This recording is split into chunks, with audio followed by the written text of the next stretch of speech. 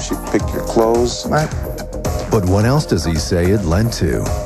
When prime time, Fallen Idol returns.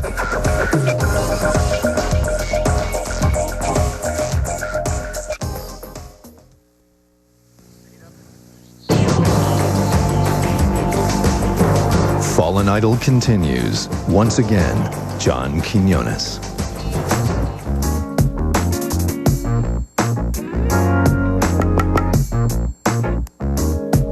Your possibilities have suddenly gone to the top. And if you breathe a word just as fast, you will be dropped. Breathe a word of it and you'll be dropped. Corey Clark says the lyrics tell the story of his real-life dilemma. Paula Abdul is a judge on American Idol. He's a contestant with her personal phone numbers, he says, and a chance to make a risky connection. So you're a little nervous. I was very nervous, like, well, man. So I gather my thoughts, what should I do? Here's what he says happens next. For several hours up in his hotel room, he does nothing. But at around midnight, temptation overcomes Corey Clark.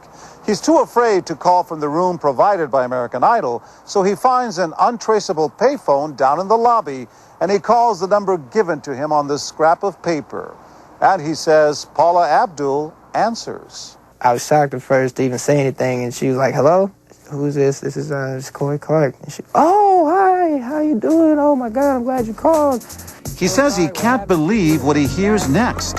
Paula Abdul offering to give him private help. So she was like, you gotta have better song choices, and I want to help you through that. I want to look out after you like I'm your mom. And then she was like, well, no more like your sister. I was like, okay, cool. And she was like, well, maybe more like your special friend. A special friend who Corey says wants to meet him right away.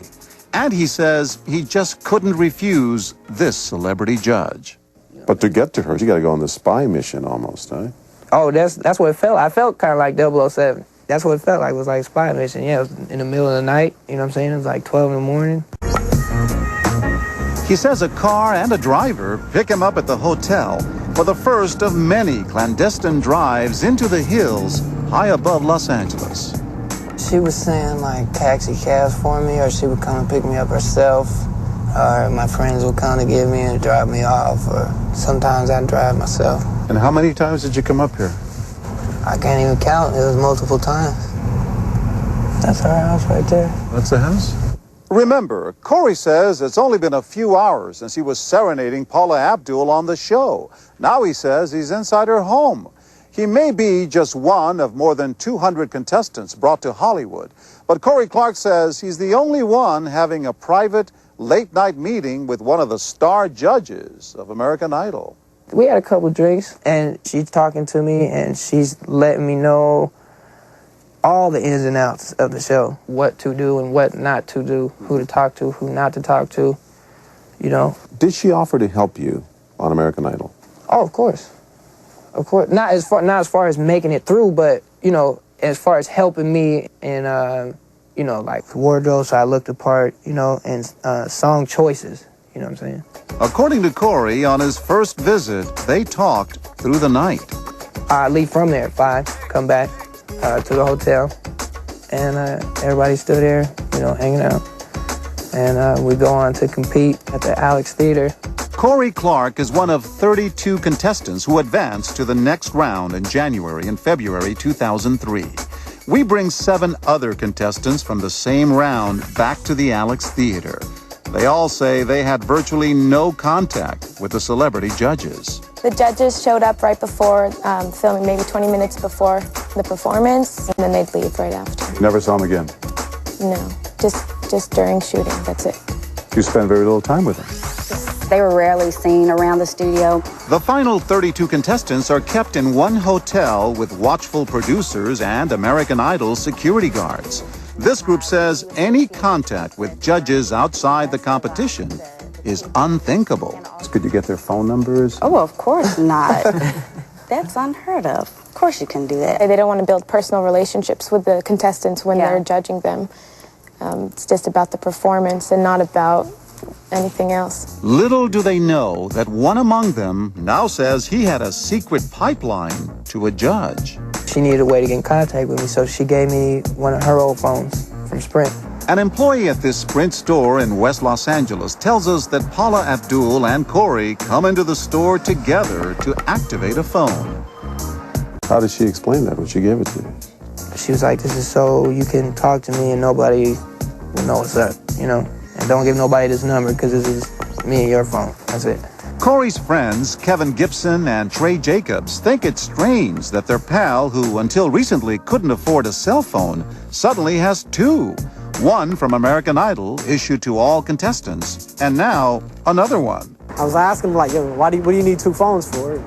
He just let me know that one was for Paula. Every time I was around Corey, he would get at least 3 phone calls from Paula. We heard Paula, and we heard her talking, and it was her. So it was wild. She's calling, we're having conversations for like 2 and 3 hours. He gives us phone records of calls he says he made from his parents' home in Nashville and his grandfather's place in Rialto, California, where he sometimes stayed during the competition.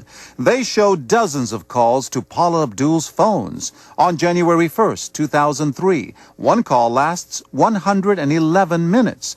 2 days later, a 155-minute call and a 90-minute call. She would drive out to come get me. It was like an hour trip, you know. From where to where? From Rialto to L.A. every day. It's an hour and 2 hours with traffic. He says that to prepare for his performances on American Idol, Paula Abdul gives him cash to buy trendy clothes, picks out and pays for dozens of music CDs, even helps soothe his throat with this bottle of prescription cough syrup made out in her name. She coached you. Right. She picked your songs. Yeah. She picked your clothes. Right. Got my hair cut for me. And the idea of all of this was polishing off that dust off of the dirty diamond and helping me shine a little bit. You know what I'm saying? Like, yo, check him out now. For about a month, Corey says their relationship is limited to friendship and advice. But he says it doesn't stay that way for long. It felt like, hey, she let me know, like it feels like she's hitting on me a little bit. And I liked it, you know what I'm saying? I was like, wow, all I do is hitting on me, dude. Do you hear me talking to you, baby? I'm tired of playing games with you for real, girl. I'm not playing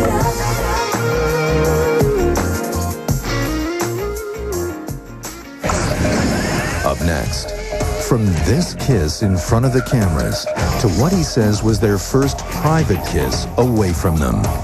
She leaned over and she kissed me when we were in a car. When Prime Time, Fallen Idol returns.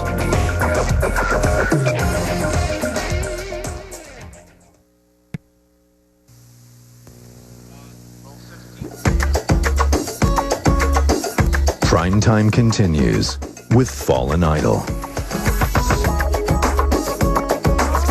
Corey Clark's serenade of Paula Abdul is a classic moment in American Idol history. That was beautiful. Thank you. He says later, on the night of December 12, 2002, she becomes his secret advisor. And he alleges, as the weeks go by, the long phone calls and late-night rendezvous become increasingly romantic. When she was dropping me off again one night, she leaned over and she kissed me when we were in a car. And it was dope. I was like, wow. Then Corey says one night, a few weeks after that first visit to her house, they're watching an episode of American Idol when she came up behind me and she just started kissing my neck. And that's the first night that we had ever been together, you know what I'm saying? Corey says the affair spans the first 3 months of 2003. It turned into a relationship. It's like, hey,